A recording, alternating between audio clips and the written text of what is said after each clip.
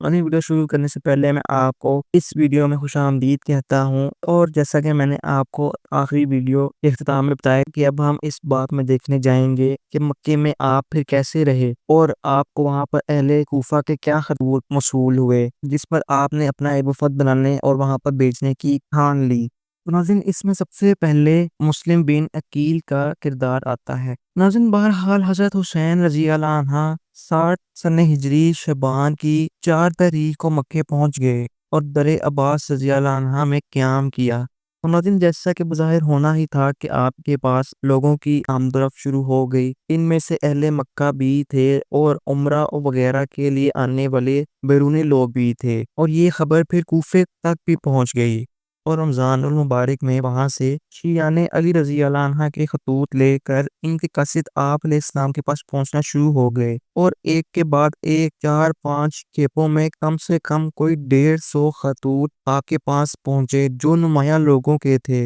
اور یہ خطوط دعوتی تھے کہ آپ یہاں تشریف لے آئیں، آپ کی جانشار آپ کے انتظار میں ہیں۔ اور انہیں جو پہلا خط موصول ہوا وہ طبری میں کچھ یوں بیان کیا گیا ہے کہ حبیب بن سلیمان بن سرح فایا بن شداد حبیب بن مظاہر اور جملہ شیعان کوفہ کی طرف سے حسین بن علی کے نام بعد السلام، خدا کا لاکھ لاکھ شکر ہے کہ اس نے آپ کے دشمن جابر کا قصہ پاک کیا جس نے ناحق حکومت پر قبضہ کر رکھا تھا۔ اب اس وقت ہمارا کوئی امام نہیں ہے، آپ تشریف لے آئیے کہ شاید اللہ آپ کے ذریعے ہم لوگوں کو حق پر جمع کر دے، اور یہاں جو اموی گورنر نعمان بن بشیر ہیں ہم ان کے پیچھے جمعہ اور عید تک نہیں پڑھتے، اور اگر ہمیں یہ معلوم ہو جائے کہ آپ ادھر کے لیے روانہ ہو گئے ہیں تو ہم انشاءاللہ ان کا بستر باندھ کر انہیں شام بھیج دیں گے۔ تو ناظرین، اس طرح کے خطوط کی جو بارش آپ پر ہوئی، اور طبری کے بیان کے مطابق ہر 2 دن کے فصل سے ایک کھیپ روانہ ہوئی، تو حضرت محمد بن حنفیہ کا ڈھکا ہوا اور عبداللہ بن مطیع کا کھلا ہوا نہایت اخلاص کے ساتھ مشورہ دیا کہ کوفے کا رخ ہرگز نہ کیجیے گا۔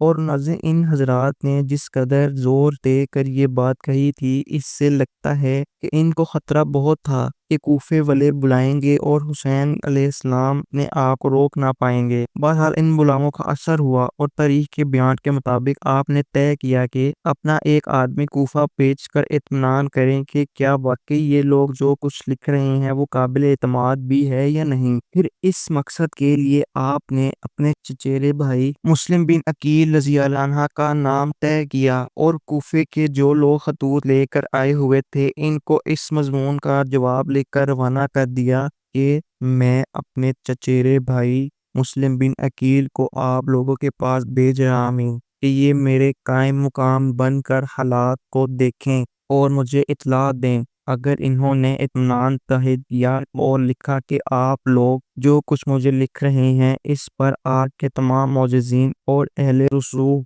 و اہل رائے کا اتفاق ہے تو میں بلا تاخیر چلا آؤں گا،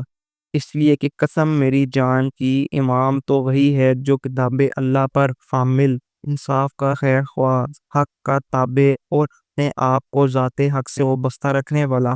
اور پھر یہ خط لکھ کر آپ رضی اللہ عنہ نے فوراً ہی مسلم بن عقیل کو 2 کوفیوں کے ساتھ ان کے اس سفر کی طرف روانہ کر دیا۔ تو ناظرین، جیسا کہ ہم جانتے ہیں اور ہم یہ بارہا اکثر تاریخ میں پڑھ بھی چکے ہیں، دیکھ بھی چکے ہیں کہ حضرت مسلم بن عقیل کوفہ میں خفیہ گئے تھے اور وہ وہاں پر خفیہ رہ رہے تھے، اور وہ وہاں پر خفیہ رہ کر گروہوں کو جمع کر کے آپ علیہ السلام کا سلام ان کو پیش کرتے تھے۔ تو پھر یہ بات وہاں کے والی کوفہ کو پہنچ گئی، اور جب مسلم بن عقیل کوفہ پہنچ کر وہاں کچھ دن رکے تو ان کی آمد زیادہ دن تک مخفی نہ رہ سکی، اور نہ ہی ان کی سرگرمیاں مخفی رہ سکیں جو وہ حضرت حسین رضی اللہ عنہ کے واسطے لوگوں سے بیعت امامت لینے کے سلسلے میں کر رہے تھے۔ تو اس وقت کے والی کوفہ حضرت نعمان بن بشیر رضی اللہ عنہ، جو انصار مدینہ میں سے حضرت صلی اللہ علیہ وآلہ وسلم کے ایک صحابی تھے، وہ حضرت معاویہ کے وقت سے ہی کوفے کے گورنر چلے آ رہے تھے۔ ان کو اطلاع ملی تو انہوں نے مسجد میں لوگوں کو جمع کروایا اور تقریر کی کہ اے لوگو،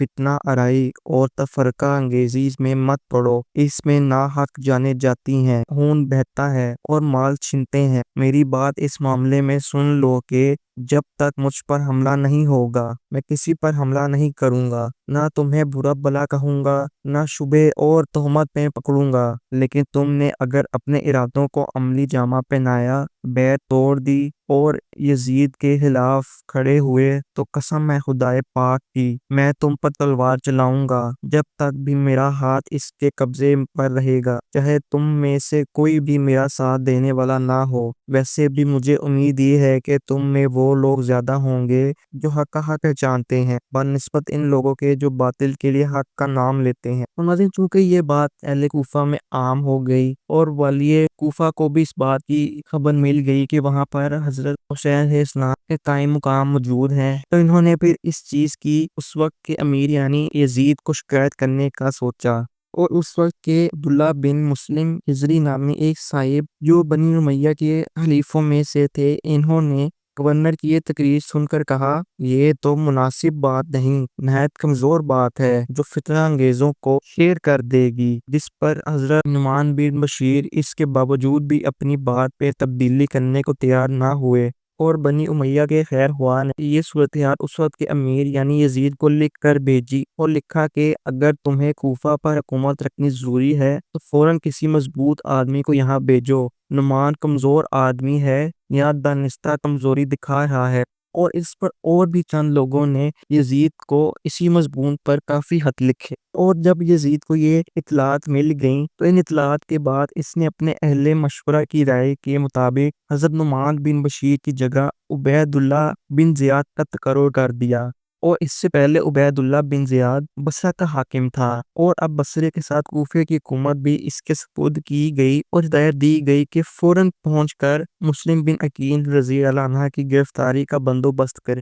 اور ناظرین، میں آپ کو یہ بھی بتاتا چلوں کہ وہ ایک جوان اور اپنے باپ کی طرح سخت گیر منتظم تھا، اور جب اس نے بصرے والوں کو دھمکایا کہ کوئی شخص کسی مخالفانہ حرکت کا مرتکب نہ ہو تو یہی کہہ کر وہ سیدھا کوفے پہنچا اور وہاں کے لوگوں کو جمع کر کے اس نے کوفے میں کچھ یوں تقریر کی کہ امیر المومنین نے تمہارے شہر اور اس کے متعلقات کا انتظام میرے سپرد کیا ہے۔ مجھے حکم دیا ہے کہ مظلوم کے ساتھ انصاف کروں، محروم کو اس کا حق دوں، اطاعت گزاروں کے ساتھ بھلائی کروں اور فتنہ پھیلانے والوں کے ساتھ سختی۔ اور سن لو کہ میں یہ ٹھیک ٹھیک ان کے حکم کے مطابق کروں گا۔ نیکوکاروں کے لیے میں مہربان باپ کی طرح رہوں گا اور فرما برداروں کے لیے ہمدرد بھائی۔ میری تلوار اور میرا کوڑا صرف اس کے لیے ہے جو میرے حکم کی خلاف ورزی کرے گا، بس ہر آدمی اپنا برا بھلا سمجھ لے۔ تو ناظرین، جب اس نے یہ تقریر کر لی تو اس کے بعد اس نے تمام لوگوں اور بالخصوص قبائل کے ذمہ داروں کو حکم دیا کہ کسی کے یہاں کوئی پردیسی تو نہیں ٹھہرا ہوا،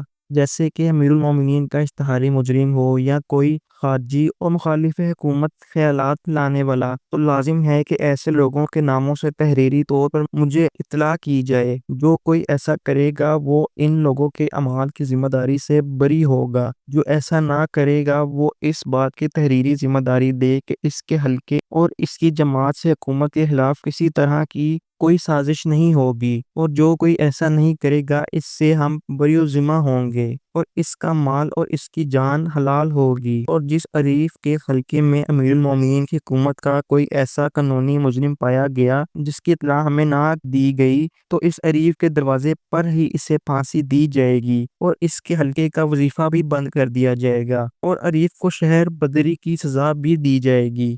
تو ناظرین، جب یہ تبدیلی ہو گئی تو آپ سب جیسا کہ جانتے ہیں کہ مسلم بن عقیل کوفہ پہنچے تھے تو وہ مختار بن ابی عبید کے گھر پر اترے تھے، مطلب اس کے گھر رہ رہے تھے۔ تو جب ابن زیاد کوفے پہنچا اور اس کی یہ سخت آگاہی حضرت مسلم بن عقیل کے کان تک پہنچی تو آپ نے جائے قیام تبدیل کر دی اور ہانی بن عروہ نامی شخص کے مکان میں آ گئے۔ اور ناظرین، مختار بن ابی عبید ہماری تاریخ کے اس دور کا جس میں واقع کربلا پیش آیا ایک بڑا معروف نام اور ایک بڑا پر اسرار کردار گزرا ہے۔ یہ شخص واقع کربلا کے 5 سال بعد ایک بجلی کے کڑکے کی طرح مسلم خانہ جنگی کے میدان میں آیا اور بس سال بھر میں ایک قیامت مچا کے گزر گیا اور یہ خون حسین علیہ السلام کے انتقام کے نام پر اٹھا تھا، اور واقعی اس نے کشتوں کے پشتے لگا دیے، اور ابن زیاد اور عمرو بن سعد وغیرہ تمام قاتلان حسین علیہ السلام اسی کے حصے میں آئے، اور اس کا تعلق بھی کوفے ہی سے تھا۔ اس لیے قدرتی طور پر خیال ہوتا ہے کہ یہ مختار بن عبید اللہ جس کے گھر پر مسلم بن عقیل ٹھہرے تھے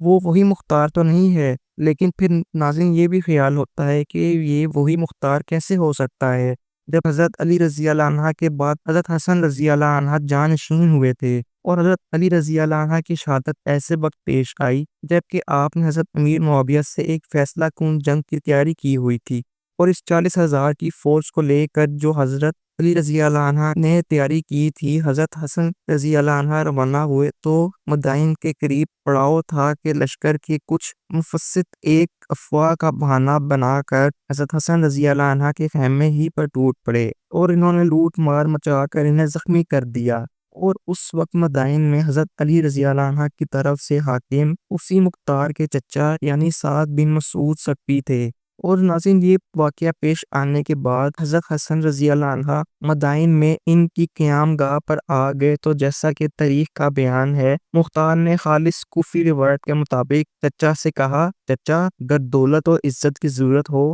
تو انہیں باندھو اور معاویہ کے پاس پہنچا دو، اور ناظرین کے چچا شریف تھے تو انہوں نے کہا کہ تجھ پر خدا کی لعنت، ابن رسول اللہ صلی اللہ علیہ وآلہ وسلم کے ساتھ میں یہ حرکت کروں گا۔ تو ناظرین جو میں نے آپ کو ایک قصہ بیان کیا، اس قصے کے علاوہ یہ بھی سمجھ میں نہیں آتا کہ جن لوگوں نے حضرت حسین رضی اللہ عنہ کو خطوط بھیجے تھے اور جن کے نتیجے میں مسلم بن عقیل رضی اللہ عنہ کو کوفہ بھیجا گیا تھا، ان کے ناموں میں کوئی نام مختار بن ابی عبید اللہ نہیں ہے، اور قاعدے سے تو مسلم بن عقیل کا قیام انہی لوگوں میں سے کسی کے گھر ہونا چاہیے تھا، اور پھر اسی طرح خانی بن عروہ کا نام بھی ان ناموں میں سے کہیں نہیں آتا۔ تو جب وہ مختار کے گھر سے منتقل ہوئے بھی تو اسی جیسے ایک کے گھر میں پہنچے، تو آخر یہ قصہ کیا ہے؟ اور 8-10 آدمیوں میں سے کسی کے گھر میں کیوں جگہ نہیں تھی جنہوں نے انہیں دعوتی خطوط لکھے تھے؟ اور پھر ناظرین یہ بات اتنی ہی نہیں کہ خانی بن عروہ کے گھر آپ بالکل تنو تنہا اور ایک قطعی ناخواندہ مہمان کی طرح پہنچے تھے،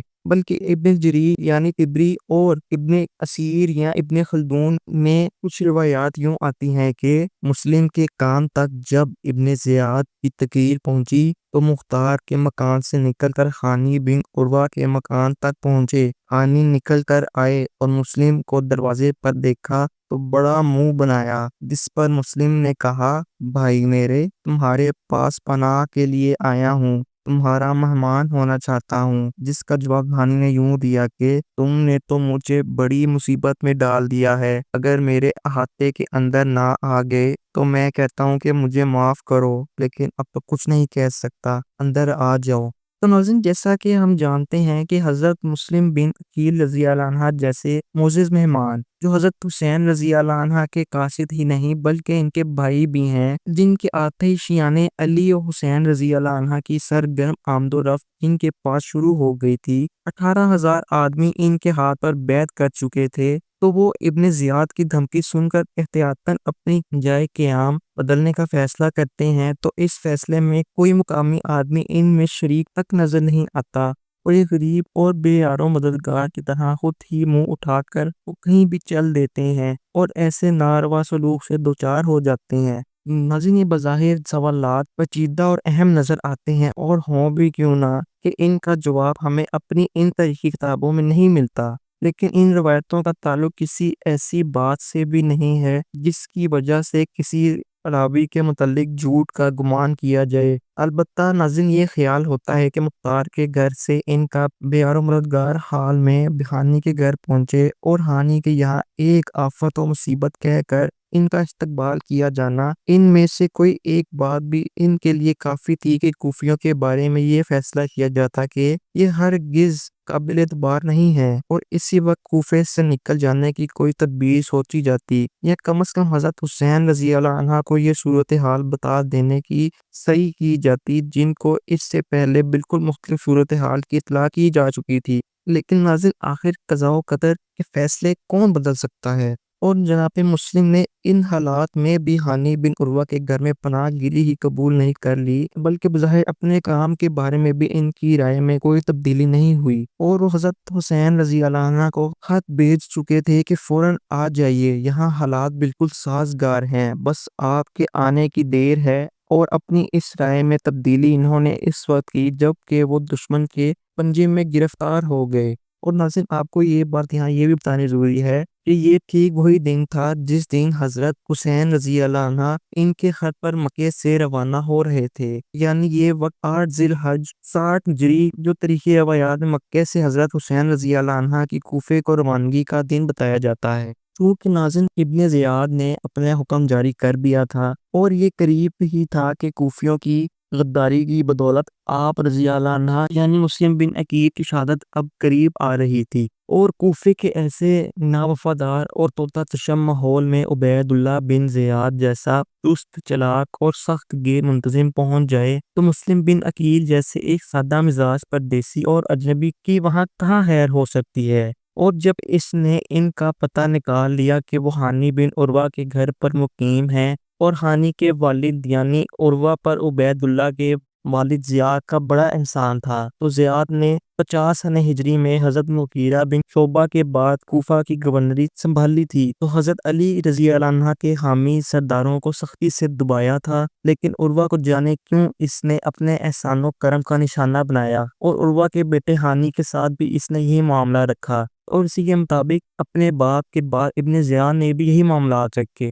اس لیے اس کو اس انکشاف سے بڑی چوٹ لگی کہ مسلم جو اس کے آقا یعنی یزید بن معاویہ کا تختہ الٹنے کی مہم پر آئے ہیں، ہانی کے گھر میں مقیم ہیں، اور وہی گھر ان کی خفیہ سرگرمیوں کا مرکز ہے، تو اس نے ہانی کو بلوایا جو بڑی مشکل سے آنے کو تیار ہوئے، اور ان کو دراصل ابن زیاد کے کوفہ پہنچنے پر اور خاص طور پر بحیثیت گورنر پہنچنے پر از خود ہی اس کے پاس آنا چاہیے تھا، لیکن جناب مسلم کے قیام کی شرم ہی بظاہر دامن گیر تھی کہ وہ انہیں ملنے نہیں آیا، اور اسی چیز سے ابن زیاد کو اس اطلاع پر اور زیادہ بھروسہ ہوا ہوگا کہ مسلم بن عقیل ہانی کے گھر پر مقیم ہے، اور وہیں سے مسلم بن عقیل رضی اللہ عنہ نے حضرت حسین رضی اللہ عنہ کی حمایت کے لیے بیعت کا سلسلہ چلایا جا رہا ہے۔ تو ناظرین، اسی سے اس روایت کو تقویت ملتی ہے جس میں بتایا گیا ہے کہ جناب مسلم جب مختار کے گھر سے نکل کر ہانی کے گھر پناہ لینے پہنچے تو ہانی ان کو دیکھ کر اتنے پریشان ہوئے کہ اپنی پریشانی مجرمانہ ظاہر کر ڈالی، اور عربوں کی روایت میں مان نوازی میں یہ بھلا بیٹھے، اور ناظرین پھر بہرحال ہانی کسی طرح آئے تو ابن زیاد نے انہیں بہت ہی آڑے ہاتھوں لیا، اور اپنے باپ کے احسانات یاد دلا کر کہا کہ تمہارے گھر میں امیر المومنین کی حکومت اور عامت المسلمین کے امن و امان کے خلاف فتنہ و فساد کی یہ کھچڑی پک رہی ہے، جس پر ہانی نے انکار کرنا چاہا، مگر بعد میں پتہ چلا تو ایک بار پھر انہوں نے وہی کمزوری دکھائی جو جناب مسلم کو اپنے دروازے پر پا کر دکھائی تھی۔ انہوں نے کہا کہ واللہ میرا یقین کرو میں ان کو اپنے گھر نہیں بلایا تھا، ہاں وہ میرے دروازے پر آ کر کھڑے ہوئے تو میں انہیں دھتکار نہ سکا، تم مجھے موقع دو، میں ابھی جا کر انہیں رخصت کرتا ہوں، وہ جہاں چاہیں چلے جائیں۔ اور ناظرین جس پر ابن زیاد نے کہا یہ نہیں ہو سکتا، ہاں تم اس کام کے لیے جا سکتے ہو کہ انہیں میرے پاس لے کر آؤ، اور شکر ہے ہانی کو اس مرحلے پر اپنے مہمان اور پناہ گیر کا ایک حق یاد آ گیا، اور وہ ابن زیاد کی یہ فرمائش پوری کرنے کو تیار نہیں ہوئے، اور پھر ناظرین نتیجہ تھا ان کے ساتھ سختی کا معاملہ ہوا، اور اس کی خبر کچھ مبالغے کے ساتھ جیسا کہ ایک ایسے وقتوں پر ہوتا ہے ہانی کے گھر پہنچی تو عورتوں کی آہو پکار نے مسلم بن عقیل کو مجبور کیا کہ وہ اپنے محسن کو ابن زیاد کے پنجے سے نکالنے کی تدبیر کریں، تو ان کی سمجھ میں جو تدبیر آئی وہ یہ تھی کہ جن لوگوں سے انہوں نے حضرت حسین رضی اللہ عنہ کے لیے جان نثاری کی بیعت لی تھی اور جن کی تعداد عام طور پر 18,000 بتائی جاتی ہے، ان کی طلبی کے لیے مقرر نعرہ بلند کیا اور انہیں لے کر دارالامارت یعنی گورنر ہاؤس پر پہنچ جائیں، اور ناظرین اس نعرے پر عام روایتوں کے مطابق کہا جاتا ہے کہ 4,000 آدمی اس وقت جمع ہو گئے اور جناب مسلم کی سرکردگی میں دارالامارت پر جا پہنچے، مگر ناظرین یہ 4,000 بہرحال کوفی ہی تھے، اور ابن زیاد نے نہ صرف اس تدبیر سے یہ ساری جمعیت آنن فانن منتشر کر دی، بلکہ سرداران قبائل جو خواستہ یا ناخواستہ گورنر کے دباؤ میں رہتے تھے، کچھ اس فوج کے سامنے آ گئے کہ وہ خود سمجھائیں، اور کچھ اپنے قبیلوں میں چلے گئے کہ وہ ان لوگوں کی ماؤں بہنوں کو باہر بھیج دیں جو انہیں سمجھا کر لے جائیں۔ ناظرین، پھر بہرحال یہ سب ہونے کے بعد تھوڑی ہی دیر میں بھیڑ چھٹ گئی، اور جو کچھ رہ گئے تھے وہ بھی رات کے اندھیرے میں اضافے کے ساتھ کم ہوتے ہوتے جناب مسلم بن عقیل رضی اللہ عنہ کو بالکل اکیلا چھوڑ گئے کہ وہ خود ہی اپنے لیے جو کچھ کر سکتے ہوں وہ کر لیں۔ اور ناظرین، جو یہ لفظ میں نے استعمال کیا رات کو، تو ناظرین اس کے بارے میں روایت کے مطابق یہ کہا جاتا ہے کہ ان کو رات میں جہاں پناہ ملی حضرت مسلم بن عقیل وہاں پر ہی رک گئے، اور پھر جب دن کا اجالا ہوا تو یہ ابن زیاد کا نشانہ بن گئے، انہیں ایک فتنہ کے طور پر ابھار کے سر قلم کرنے کا اور دارالامارہ سے پھینکنے کا حکم دے دیا۔ پھر ان کے ساتھ اور حانی بن عروہ کے ساتھ بھی یہی کام کیا گیا، اور یہ واقعہ 9 ذی الحجہ کا بتایا جاتا ہے۔ تو ناظرین، یہ وہ باب تھا جس میں نے آپ کو تفصیلاً بتایا کہ کیسے حضرت مسلم بن عقیل کے ساتھ کوفیوں نے وہی برتاؤ کیا جو ان کا خاصہ رہا تھا، کہ اتنے لوگوں نے بھی ان کے ہاتھ پہ حضرت حسین رضی اللہ عنہ کی بیعت کر لی، مگر انہوں نے تھوڑے ہی عرصے بعد جب ابن زیاد وہاں کا حاکم بنا تو انہوں نے وہ بیعت ختم کر دی، بلکہ ختم تو نہ کی، انہوں نے دھوکہ کیا اور مسلم بن عقیل کو اکیلا چھوڑ دیا۔ اور مسلم بن عقیل جو کہ حضرت حسین رضی اللہ عنہ کو یہ آگاہ کر چکے تھے کہ سب آپ کا انتظار کر رہے ہیں، کو جب یہ پتا چلا کہ کوفیوں کا تو کام ہی انہیں دگا دینا تھا، تو جب انہوں نے اس بارے میں آپ رضی اللہ عنہ کو اطلاع کرنے کا سوچا اور خط لکھا، تو تب پانی سر سے گزر چکا تھا، کیونکہ حضرت امام حسین اس وقت مکے سے روانہ ہو چکے تھے۔ تو ناظرین، اب ہم اگلے باب میں حضرت امام حسین کا آخری منزل کی طرف سفر دیکھیں گے کہ وہ کب پہنچے اور کیا ہوا، اور یہ سب واقع کربلا کو آخر کس موڑ تک لے گیا کہ ان ظالموں نے آپ رضی اللہ عنہ کو ہی شہید کر دیا۔ تو ناظرین، پھر اس پارٹ کے یہیں پر اختتام کرتے ہیں۔ امید کروں گا کہ آپ کو یہ میری کاوش پسند آ رہی ہوگی اور آپ کو اس سے کچھ معلومات فراہم ہو رہی ہوں گی، کیونکہ میں آپ کو یہ سب واقعہ بغیر کسی ایک مسلک کے حق کے بیان کر رہا ہوں، جس میں کسی کے خلاف میں وہ باتیں نہ بیان کر دوں کہ کہیں خدا نخواستہ مجھ پر بھی گناہ چڑھ جائیں۔ اور ناظرین، میں بارہا اللہ تعالیٰ سے توبہ کرتا ہوں کہ اگر میرے سے نہ چاہتے ہوئے کچھ ایسا بیان ہو گیا جو ان شخصیات کے خلاف تھا یا ان شخصیات کی حمایت میں تھا جو ظلم ڈھانے والے تھے، تو ناظرین میں اللہ سے پناہ مانگتا ہوں اس چیز پر کہ اللہ تعالیٰ مجھے معاف فرمائیں گے۔ اور ناظرین، چاہتے ہوئے تو میں ایسا قطعی طور پر نہیں کر سکتا۔ تو ناظرین، پھر اسی پر اس باب کا ختم کرتے ہیں، تو اور آپ سے یہ گزارش کرتے ہیں کہ ان سب پارٹس کو ضرور دیکھیں اور ہمیں کمنٹ سیکشن میں اپنے فیڈ بیک کا اظہار ضرور کریں۔ تو ناظرین، پھر ملیں گے اگلے پارٹ میں، تب تک کے لیے مجھے دیجیے اجازت۔ چینل کو سبسکرائب ضرور کیجیے گا، ویڈیو کو لائک ضرور کیجیے گا۔ اللہ حافظ۔